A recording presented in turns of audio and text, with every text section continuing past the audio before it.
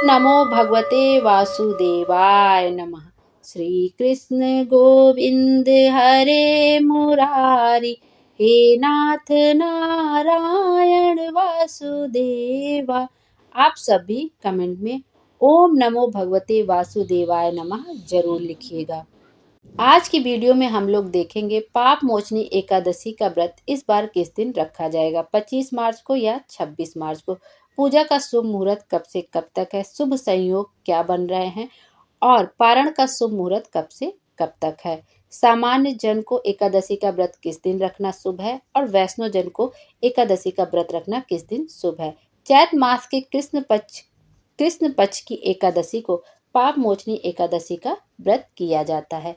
सनातन धर्म में एकादशी का बहुत अधिक महत्व होता है। यह पर्व कृष्ण और शुक्ल पक्ष की 10वीं तिथि के अगले दिन मनाया जाता है।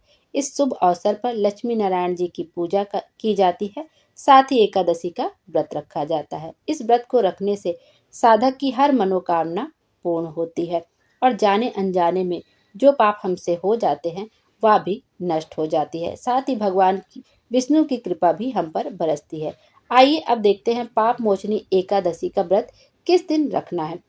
चैत माह के कृष्ण पक्ष की एकादशी तिथि पर पाप मोचनी एकादशी मनाई जाती है। इस साल चैत माह के कृष्ण पक्ष की एकादशी 25 मार्च को सुबह 5:05 पर शुरू होगी और 26 मार्च को देर रात 3:45 पर समाप्त होगी। सनातन धर्म में सूर्योदय से तिथि की गणना की जाती है। इसके लिए 25 मार्च को पाप मोचनी एकादशी मनाई जाएगी। सामान्य जन जैसे हम लोग हैं, कोई हम लोग गुरु वगैरह नहीं है, पंडित वगैरह नहीं है, तो जो सामान्य जन है वो 25 मार्च को एकादशी का व्रत रखेंगे और 26 मार्च को पारण करेंगे। और जो वैष्णव जन होंगे वो 26 मार्च को पाप मोचनी एकादशी का व्रत रखेंगे और 27 मार्च को एकादशी व्रत का पारण करेंगे। जब 2 दिन एकादशी व्रत की तिथियां जब भी पड़ती हैं तो मन में बहुत अधिक संशय रहता है कि किस दिन व्रत रखा जाए।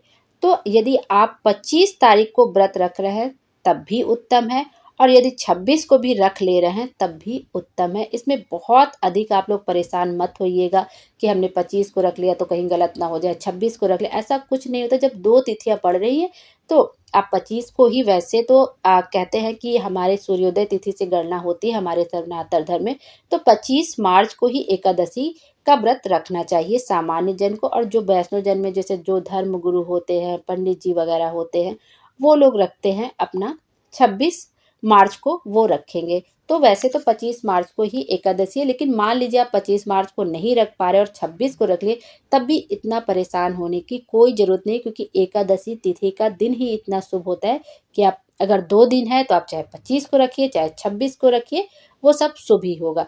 तो आइए अब देख लेते हैं कि 25 को सामान्य जन रखेंगे और 26 को वैष्णव जन मनाएंगे। जो 25 तारीख को एकादशी का व्रत रखेंगे वो पारण 26 मार्च को करेंगे और 26 मार्च को पारण का समय दोपहर में 1:41 से लेकर शाम 4:08 तक है। तो आप जब भी एकादशी का व्रत रखें तो द्वादशी समाप्त होने से पहले ही आपको पारण कर लेना चाहिए और पारण आपको हमेशा शुभ मुहूर्त में ही करना चाहिए, तभी आपका एकादशी का व्रत पूर्ण माना जाता है। तो ये जो आपका 26 मार्च के दिन पारण का समय है वो आपका दोपहर में है, 1:41 से लेकर शाम को 4:08 तक। अब देखेंगे जो लोग 26 तारीख को पाप मोचनी एकादशी का व्रत रखेंगे, जैसे वो उनका पारण का शुभ मुहूर्त कब से कब तक रहेगा। वो जो 26 मार्च को एकादशी का व्रत रखेंगे उनका पारण 27 मार्च को सुबह 6:17 से लेकर सुबह 10:23 के मध्य पारण कर सकते हैं। तो 6:17 से लेकर सुबह के 10:23 के मध्य पारण कर सकते हैं। अब देख लेते हैं पाप मोचनी एकादशी के शुभ योग इस बार कौन कौन से बन रहे हैं। पाप मोचनी एकादशी पर इस बार दुर्लभ शिववास योग और सिद्ध योग का संयोग बन रहा है। इन योग में लक्ष्मी नारायण जी की पूजा करने से साधक को मनचाहा वरदान मिलता है। साथ ही जीवन में जो भी दुख कष्ट होते हैं वो दूर होते हैं। आइए अब देखते हैं पूजा का शुभ मुहूर्त कब से कब तक है। 30 मार्च को जो पूजा का शुभ मुहूर्त है वो है पहला ब्रह्म मुहूर्त में सुबह 4:45 से लेकर 5:32 तक। फिर अभिजीत मुहूर्त है दोपहर में 12:03 से लेकर 12:52 तक। फिर विजय मुहूर्त है दोपहर में 2:30 से लेकर 3:19 तक। उसके बाद है गोधूली मुहूर्त शाम में 6:34 से लेकर 6:57 तक। शाम का जो मुहूर्त है वो आपको शाम को 6:35 से लेकर 7:45 तक है। तो यदि आप इन शुभ मुहूर्तों में पूजा कर पाएँ तो बहुत अच्छी बात है।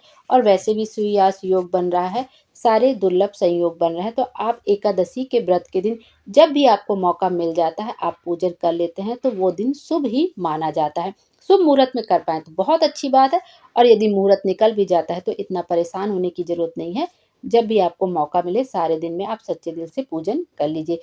उसके बाद पूजा विधि देख लेते हैं, जो कि एकदम सिंपल तरीके से हम लोग पूजन करते हैं कि आपको जहाँ पे आपका पूजा घर है, जहाँ पे आपको पूजा करना है, आप पूर्व दिशा की ओर मुख करके बैठें।